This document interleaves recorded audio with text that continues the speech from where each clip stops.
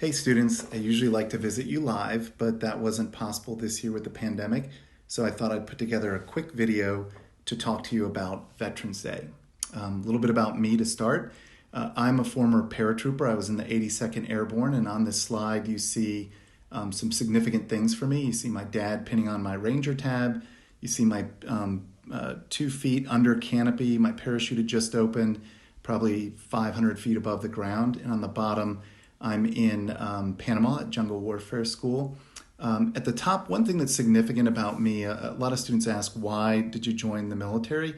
And I had a couple reasons, one of which was very practical in that I wanted to go to school at Georgetown and I was going to have two siblings in school at the same time. And so I worked hard to get an ROTC scholarship, which meant that the Army paid for my college, and then after college I served in the Army. But the second reason, and the bigger reason, is that I'm the son of an Army officer. My dad spent 30 years in the military. He went all over the world, to include fighting in Vietnam, where he earned the Distinguished Flying Cross. And so I grew up believing in service to the country and wanting to give back in some way. And so joining the military was a way for me to do that. We're here to talk about Veterans Day. Veterans Day occurs on the 11th day of the 11th month, and actually was signifying the ending of World War I, which occurred on the 11th day of the 11th month at the 11th hour. Originally it was called Armistice Day, but ultimately it was changed to Veterans Day in honor of all of our veterans. And there's two other significant days that people confuse a lot or forget. So the first is Memorial Day. I'll talk to you later in the year, but Memorial Day is specifically to honor those who died in combat or in service. And that is the last Monday in May. People often forget Armed Forces Day. That is to honor those who are serving now, and that occurs on the third Saturday in May. Only about 2% of Americans are actually serving in the military now.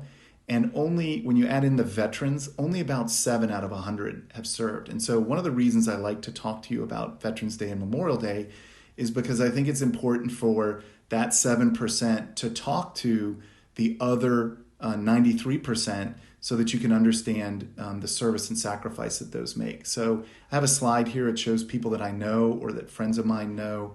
The people at the top are people that I know directly. People at the bottom I'm going to talk to you about on Memorial Day. Those are people who gave their life in service to the country. You know, when people think about the military, they often think about fighting. But it's important to remember that the military is not necessarily about fighting. In fact, the purpose of the military is to be so big and strong that nobody wants to fight us. So this is a quote on the U.S. Army War College where it says, "Not to promote war, but to preserve peace." And that's what it means. So why do we have a day to celebrate veterans?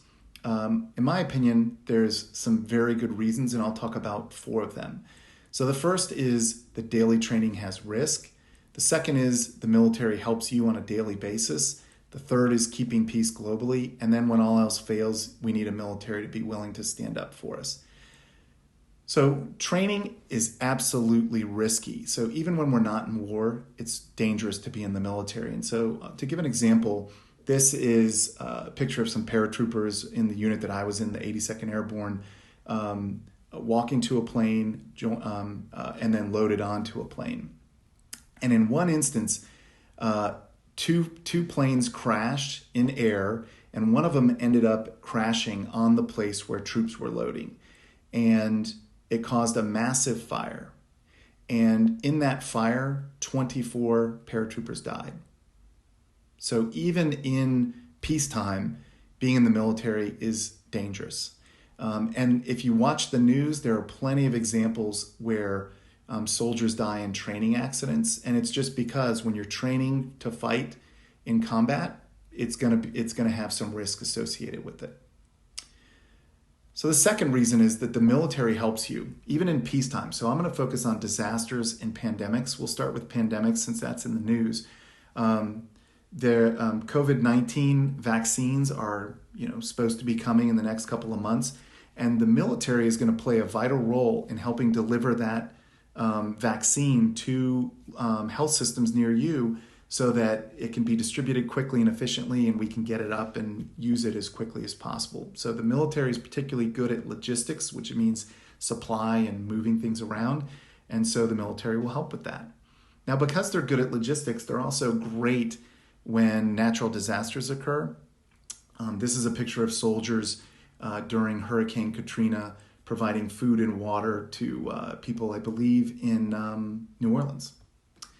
And around the world, we have global peacekeepers. I served on a mission on the border of Egypt and Israel called the Multinational Force and Observer, and our job was to prevent those two countries from fighting each other. But when all else fails, we need to have someone who's willing to step up and defend American values, and that is the purpose of the military. And so certainly combat is the role that most people associate with the military. And this is a picture of a friend of mine who is still in the military. He had been in a unit that had been fighting for days in some fierce combat. And at the end of this long fight, they had multiple soldiers re-enlist or sign up to stay in the Army. So that just tells you how committed these soldiers are, both to the service and to the friends and colleagues that they serve with.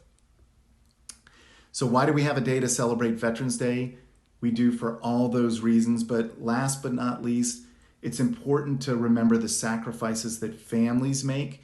When mothers, fathers, brothers, sisters go away to combat, husbands, wives, etc., it's difficult on the entire family. And so we want to remember the sacrifice that they make. And last but not least, as I'm starting to move into some interest in mental health, the toll on veterans of being in combat is difficult. Since 2001, we've had soldiers in combat continuously, and the mental health challenges have been significant. And so we need to keep putting more emphasis and more money and providing more resources to take care of the soldiers and their mental well-being. So there's a lot of ways you can thank veterans. Here's 4 organizations that I particularly like. Wounded Warriors, the Patriot Military Family Foundation, Operation Christmas Card, and the USO. These are great organizations that have unique ways of taking care of soldiers. There's a lot more out there. But I encourage you to think about ways that you can thank veterans by giving to some of these organizations or by doing some raising support or awareness for these programs. I did also want to point out an organization called Stop Soldier Suicide that is putting together groups of case managers, et cetera, and resources to help at-risk veterans. And so, again, another great organization that can help. And last but not least, there are 2 requests that I have for every student. The first is, every time you see a soldier, tell them thank you. Thanks for your service. My own kids do it, and a lot of times soldiers will share some interesting stories back with you.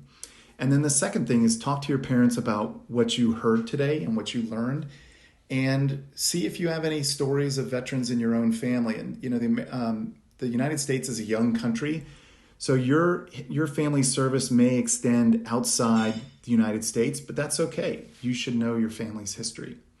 And so with all that, I say thank you very much.